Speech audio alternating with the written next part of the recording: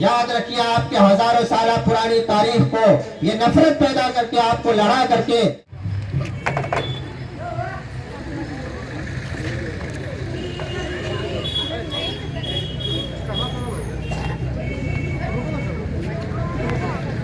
چاہتا ہوں. ایک شعر ہے کہ چمن میں پھول ہاتھوں میں گلدان رہنے دو، چمن میں پھول ہاتھوں میں گلدان رہنے دو، مندر میں بھجن مسجد میں اذان رہنے دو، جوانوں کو وطن میں ہی کیوں شہید کرتے ہو، جوانوں کو وطن میں ہی کیوں شہید کرتے ہو، کچھ تو اس مٹی کی شناخت رہنے دو. دو ہی قوم ہے جس کی بات دنیا کرتی ہے، دو ہی قوم ہے جس کی بات دنیا کرتی ہے، ارے اب تو یہ ہندوستان رہنے دو. رنگوں میں بانٹ بانٹ کر بے رنگ سا کر دیا، رنگوں میں بانٹ بانٹ کر بے رنگ سا کر دیا، بنا دو ترنگا اور پرانا ہندوستان رہنے دو، بنا دو ترنگا اور پرانا ہندوستان رہنے دو. یہ چند اشعار کے ساتھ میں اپنے اس پروگرام کا آغاز اور اسٹارٹنگ کرنا چاہتا ہوں. میرے بھائیوں، ہمیں اور آپ کو سب کو معلوم ہے کہ ابھی آج ہم یہاں اور ہر مدرسے میں، ہر اسکول اور کالج میں، یونیورسٹیوں میں، چوک چوراہوں پر آج یہ جشن، یہ خوشی کا دن منایا جائے گا. میرے بھائیوں، یہ کیوں منایا جاتا ہے یہ بار بار آپ سب حضرات اس بات کے گواہ ہیں.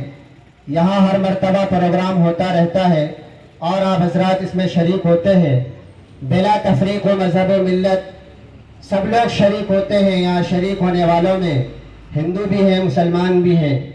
میرے محترم بزرگ اور دوستو، ہمیں معلوم ہونا چاہیے کہ ہمارا یہ ملک ہندوستان، جسے سونے کی چڑیا بھی کہا جاتا تھا، اس ملک ہندوستان پر غیروں نے قبضہ کیا، انگریزوں نے قبضہ کیا اور یہاں کی دولت و حکومت پر، ہر چیز پر قبضہ کرنا چاہا، جس کے نتیجے میں یہاں کے عوام، علماء، ہندو، مسلم، سکھ، عیسائی، تمام کے تمام لوگوں نے مل کر کے اس ملک ہندوستان کو غیروں کے قبضے سے اور غیروں کے تسلط سے آزاد کرایا.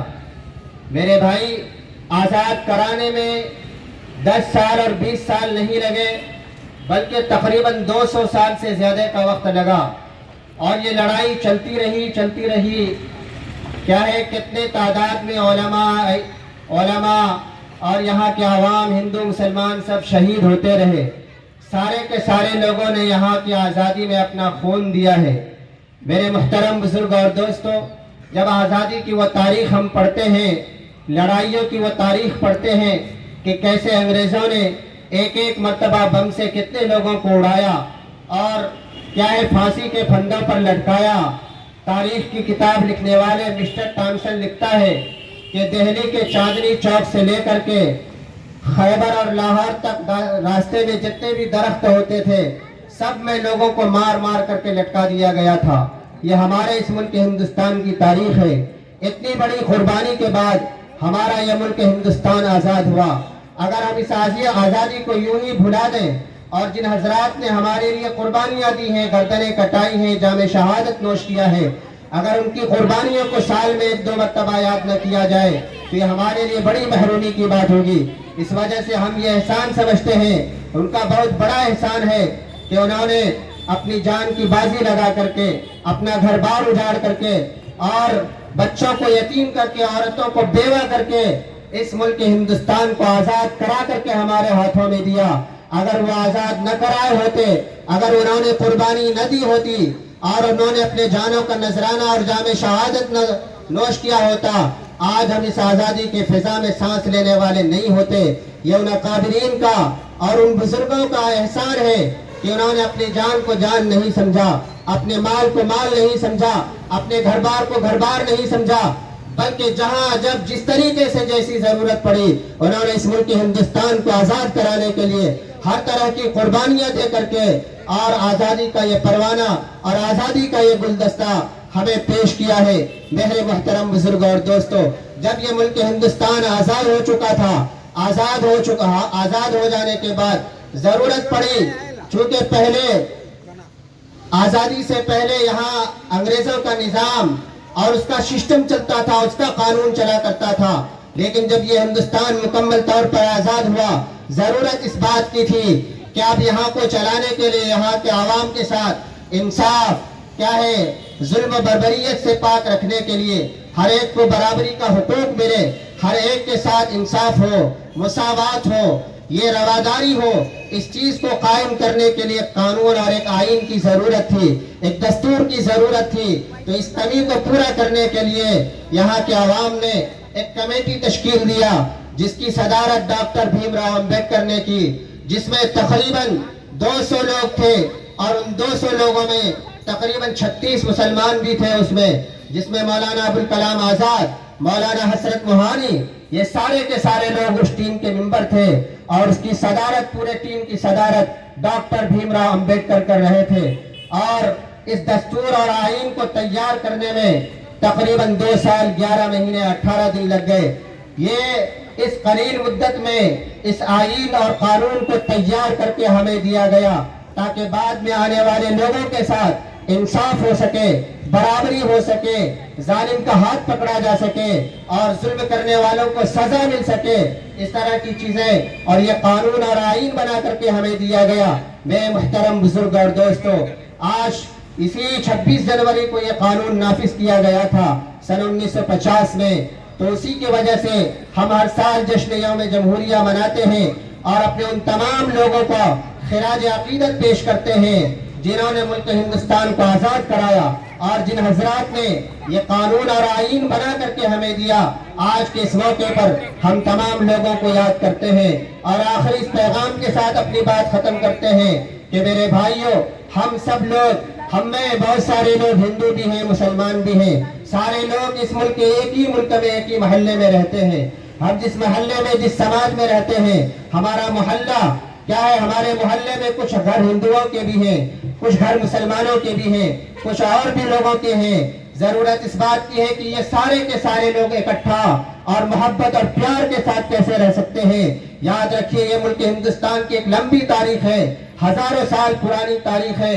یہ ملک ہندوستان میں ہمیشہ لوگ اگر کسی بنیاد پر محبت کے ساتھ یہاں کے باشندے رہتے آئے ہیں، صرف اور صرف پیار و محبت کی بنیاد پر، پیار و محبت کی بنیاد پر ہم اپنے محلے میں رہتے ہیں. رہن اور سہن طریقے سے پتہ نہیں چلتا کہ کون سا گھر مسلمان کا ہے، کون سا گھر ہندو کا ہے. میرے محترم بزرگ اور دوستو، ہم آپس میں باقی رہیں گے، ہمارا یہ ملک باقی رہے گا، ہمارا یہ گاؤں باقی رہے گا، ہمارا یہ سماج باقی رہے گا، ہمارے معاشرہ اور سوسائٹی باقی رہے گا پیار اور محبت کی بنیاد پر. جس دن اگر پیار و محبت کو ختم کر دیا گیا، نفرت نے جنم دے لیا، تو پھر یاد رکھیے ہمارا رہنا، ہمارا سہنا، ہمارا جینا، ہمارا سانس لینا مشکل ہو جائے گا. میرے محترم بزرگ اور دوستو، ضرورت اس بات کی ہے کہ ہر شخص کی ذمہ داری ہے، مسلمانوں کی بھی ذمہ داری ہے، ہندو بھائیوں کی بھی ذمہ داری ہے کہ اگر سماج میں، محلے میں کوئی نفرت بانٹتا ہے، کوئی نفرت جنم دینے کی کوشش کرتا ہے، کوئی کسی اور بنیاد پر کسی کو بانٹنے کی کوشش کرتا ہے، تو یاد رکھیے ایسے ہاتھوں کو پکڑنے کی ضرورت ہے، ایسے انگلی کو پکڑنے کی ضرورت ہے. یاد رکھیے آپ کے ہزاروں سالہ پرانی تاریخ کو یہ نفرت پیدا کر کے، آپ کو لڑا کر کے، آپ کے درمیان نفرت اور دشمنی پیدا کر کے آپ کو ہمیشہ کے لیے دور کرنا چاہتے ہیں. میرے محترم بزرگ اور دوستو، اتنا پیارا ملک اتنا پیارا ملک پورے جہان میں کہیں آپ کو دیکھنے کو نہیں ملے گا. یہ خوبصورتی ایک چمن ہے، چمن کی خوبصورتی اسی وقت قائم رہ سکتی ہے جبکہ اس میں ہر طرح کے پھول کو باقی رکھا جا سکے. اگر ایک چمن ہو، چمنستان ہو، اس میں صرف گلاب کا پھول ہو، اس کی خوبصورتی باقی نہیں رہ سکتی ہے. اس کی خوبصورتی اسی وقت باقی رہ سکتی ہے جب اس میں گلاب بھی ہو اور یاسمین و نسترن کی بھی پھول ہو، ہر طرح کے پھول ہو، چنبیلی بھی ہو، ہر طرح کے پھول کو باقی رکھا جائے گا. تبھی جا کر کے وہ ملک، تبھی جا کر کے وہ چمنستان کہلائے گا.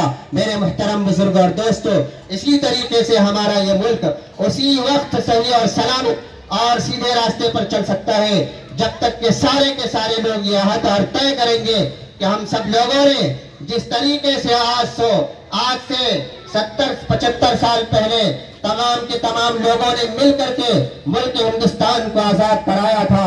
इसी तरीके से हम लोग आज भी ये तय करते हैं कि ये जो कानून हमें दिया गया है, ये जो दस्तूर हमें दिया गया है, हम हर वक्त हर लम्हा जिस तरह से अपनी जान की हिफाजत करते हैं, जिस तरीके से अपने घर की हिफाजत करते हैं, उसी तरीके से बाबा साहब भीमराव अंबेडकर का दिया हुआ कानून, इसको मिटने नहीं देंगे, इसको खत्म होने नहीं देंगे, और इसको बाकी रखने के लिए जितनी कुर्बानियां देना पड़ेंगी हम देंगे इंशाअल्लाह। इसके लिए हम सब लोग तय करें और ये आहद करें कि इंशाअल्लाह इस पर हम लोग कायम रहेंगे।